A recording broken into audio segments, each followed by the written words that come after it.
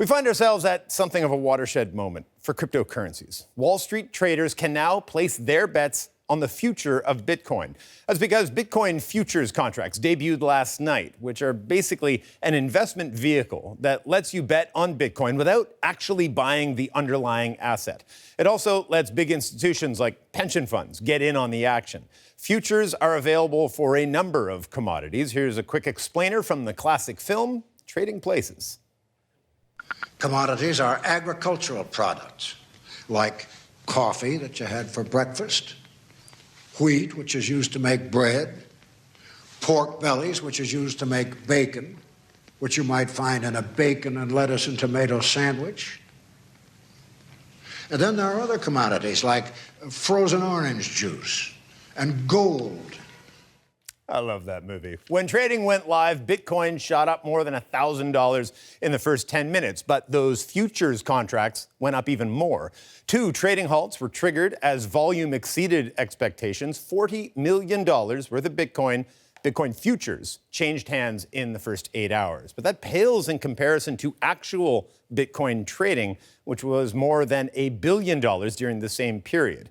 But activity on Bitcoin futures trading could have been much, much higher. A number of banks and brokers still aren't offering Bitcoin futures trading to clients, at least not yet. They want to see how things shake out first. But there are others who are convinced the sky's the limit. I have never in my life seen such a mind-boggling imbalance between supply and demand. And Bitcoin, in my opinion, is significantly undervalued, even though it has already gone up 2,000% this year. That was Ronnie Moaz on this program last year. To get a futures trader's insight into today's news, though, we have Tim Pickering, founder and chief investment officer with Auspice Capital. Tim, what sort of a watershed moment is this that we can now finally see big institutional money move into the cryptocurrency market? Well, I think what the futures do is they legitimize a cryptocurrency as something that is going to be here for a while. And it also levels the playing field between buyers and sellers and really gives access to a lot of typical market participants, both retail and institutional. So when we look back on this, say, 10 years from now, are you convinced that, because on the one hand, people are saying this is going to be that Katie Couric moment of the host leaning in and saying, what is the internet? Or is this going to be us looking back at, what is a CDO and what is a mortgage-backed security?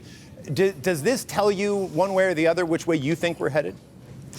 What I'd say is there's lots of futures contracts in history that don't last forever. Is Bitcoin the cryptocurrency that's going to last? It's hard to say at this point. This does add legitimacy to it. Again, because it's putting it in a forum that's designed to protect investors' assets, that's been around and time tested for a long, long time. So I think in the future we'll look back at this as just a moment, and whether it's Bitcoin or other cryptocurrencies, it's hard to say at this point. But for us as an investor and a trader in the marketplace, it's just another tool and another way to participate in the volatility of a market. One of those ways of participating is going to be shorting. Do you expect to see a lot of people using futures contracts to short Bitcoin, given how high it's gone just in the last, even few months?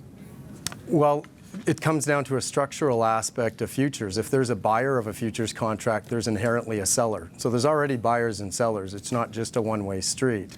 And so it absolutely does bring that into play. And there are going to be people interested in using the short side of the futures contract. There's going to be miners that are involved in the Bitcoin process.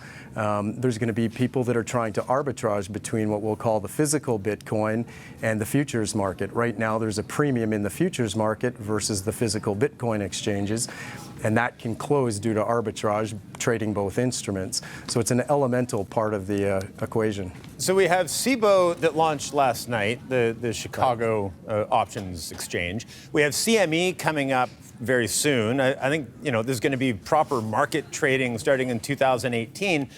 Do we expect to see, with just the volume that comes with that institutional traders now have an access and a way to trade on Bitcoin that doesn't involve going to the exchanges that are notoriously volatile themselves? Do you expect to see the volume of trades around Bitcoin really soar through the first, few months of this at the very least?